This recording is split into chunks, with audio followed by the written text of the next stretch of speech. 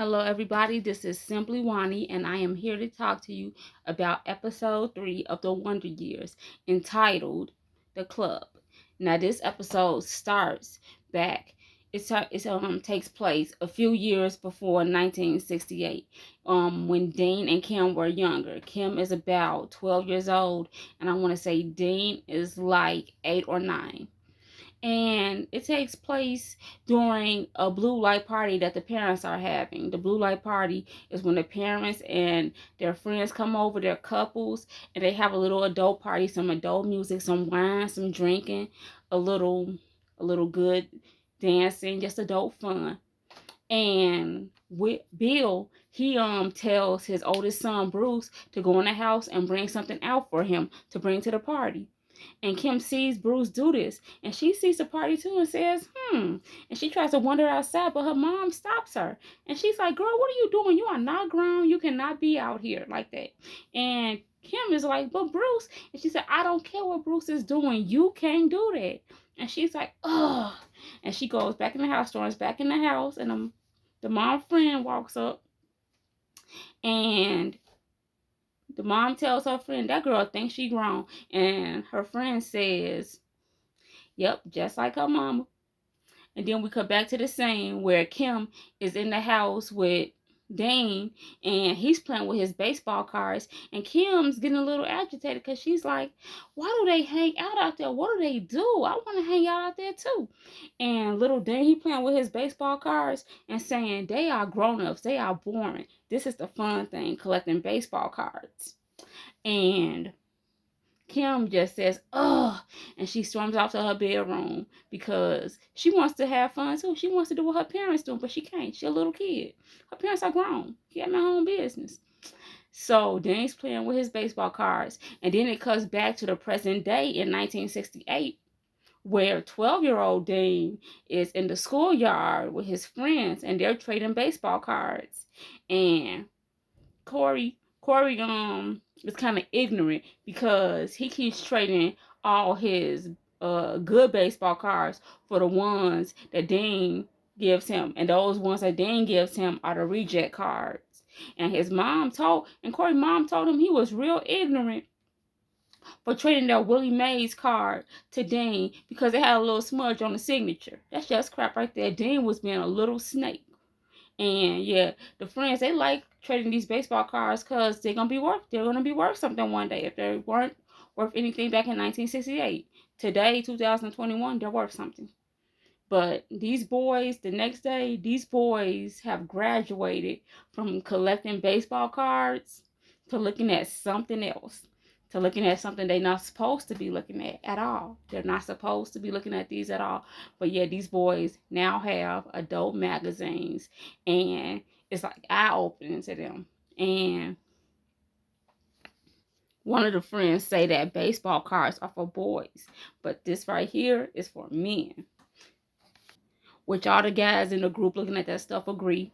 And Dean is real excited because before that, he said the only thing he saw and got excited was when the people at the mall, at the department stores changing the mannequins on the mannequin dolls. One of the boys say, I'm not gonna look, but he doing this, but he kind of peeking through his eyes because he is looking. And like all the other boys, they all get those magazines from where their daddies were hiding the magazines in the house. And Hamilton passes out.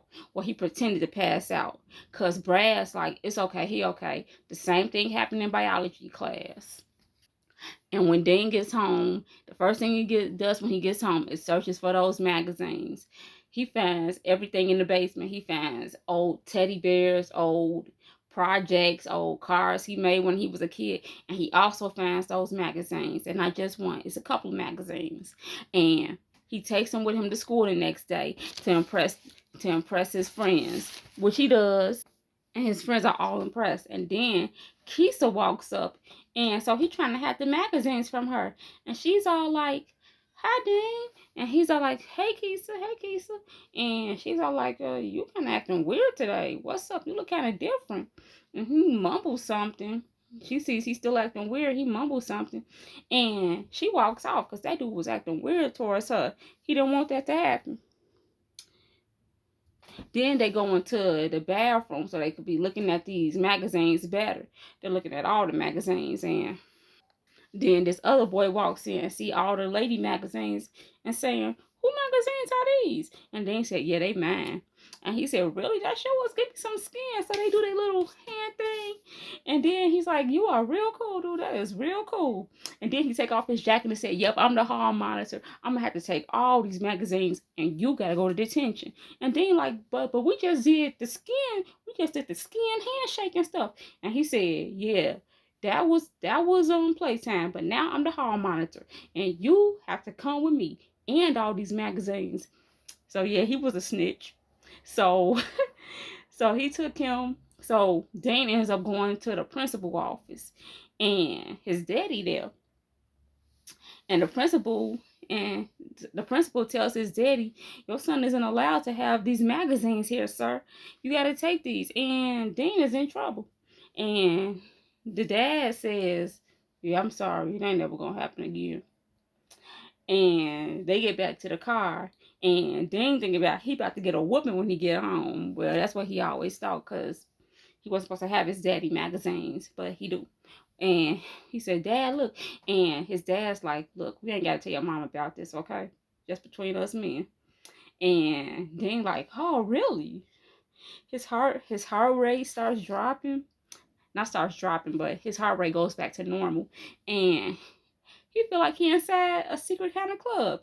In fact, he have a daydream where him and his dad are in a gentleman's club. It's dim lit, it's dim lighting, drinks around. They inside these they inside these sharp suits, these untouchable suits.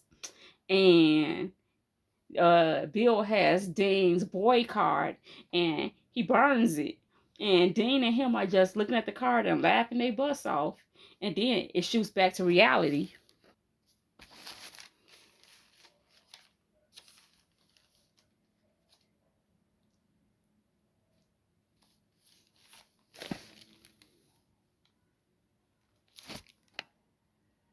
Then he's pushed back to reality, where he goes back to the basement to find those magazines because he still wants to look at this stuff. And then his mama come downstairs and saying, "Dang, what are you doing?"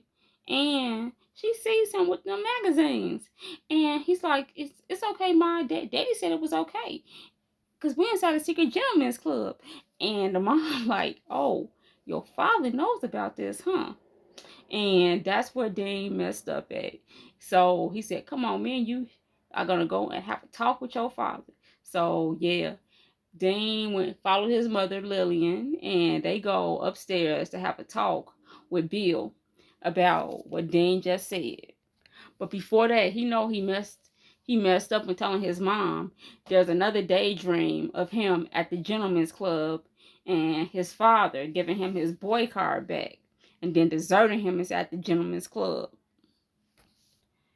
And when they in that room, Lillian tells Bill what Dean told her about how he knew about the magazines, how he said it was supposed to be a secret between just the men, and how they were supposed to be inside a gentleman's club where the women didn't know about this. And Bill surprised that Dean told, because the part in Bill's eyes about being in the gentleman's club is not telling what was part of the gentleman's club, kind of like Fight Club. First rule of Fight Club: don't talk about Fight Club. First rule of Gentlemen's Club: don't talk about Gentlemen's Club, especially to women. And he did anyway. And uh Bill surprised that Dean remembers this stuff, because when Bill told Dean not to tell his mama, it sounded like it went in one ear and out the other. Because first thing he did was tell his mama, not more than 2 minutes later. And Dean says he knows that looking at those magazines are wrong and dirty, and he shouldn't be feeling that way. And his mom says, "Look, looking at those magazines aren't wrong or dirty. What you feeling is not perverted or wrong. It's natural. And the way you feel when you look at those ladies in those magazines are natural." And she also tells him that he shouldn't listen to somebody that says looking at those magazines are wrong. because it's not. It's natural. And those feelings he's having are normal.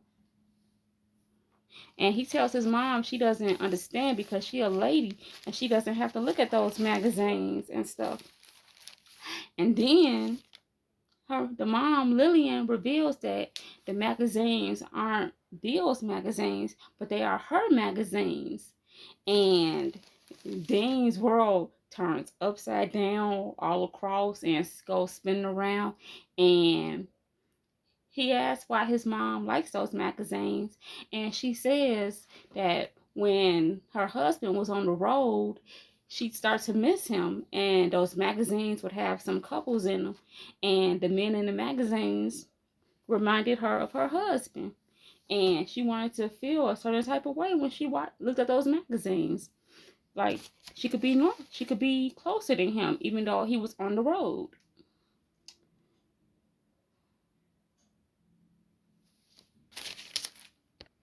Bill and Dean want to be done with the conversation, but Dean still has questions, and his mom thinks it's time that her and her husband give Dean the sex talk, which they do, which was pretty much time for them to give him the sex talk anyway, because he's 12, he's growing up, and he should know things. And then that Don Cheadle talks about how in the 60s women never talked openly about that type of stuff, which I guess is true. I wasn't born in the 60s. I wasn't around, nowhere near around the 60s. My mother was a little tiny baby in 65. But I'm guessing back then women didn't talk openly about that stuff unless they were amongst each other, some of them. And he also talks about how his mother was the first black woman in her home to learn how to drive, how she was the first black woman to go to college, and apparently, by rumor, was the first black woman to have a porn stash. Lillian also tells him that one day there will be a woman that he loves, and he'll be a better lover now that he knows the advice, because most men have no idea about the female sex drive. And I can believe that. I really can believe that. And she wants her son to grow up to be a loving, tender man. So later that night, Dean goes to talk to Kim about the sex talk that he had with his parents.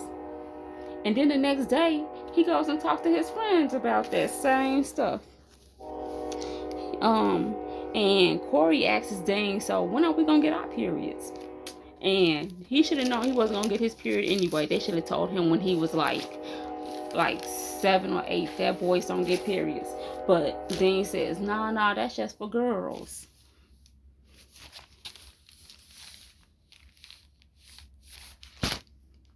Yeah, but the one mistake is he walked up to Keisha and started cool and smooth, trying to talk that same stuff he was having a conversation with his friends about, and talked to her about that same stuff. And she ended up decking him, and ended up in the principal office because she decked him, which she should have, because he shouldn't have been talking to her like that. And when they get to the principal office, he got some ice on his eye because she decked him, gave him a big old bruise on his eye. And then the parents get there, and this was the tripped out thing. Keisha's mom was sitting down quiet, and Dean's mom finally got there, and she sat down. But Keisha's dad is all big mean Joe Green, saying, why are you telling my daughter all this stuff about sex and stuff? And she ain't supposed to be knowing all that stuff. And during that time, anytime he say the word sex or something like that, he'd have Keisha cover her ears so she can't hear him talking about that stuff. And Dean tells his mom, it's okay, Mom, I'm just telling them the stuff. I was just telling Keisha the stuff that you told me. And then after hearing that, Keisha's dad gets really mad. He completely goes off and makes her cover her ears anytime they say the word sex or pornography.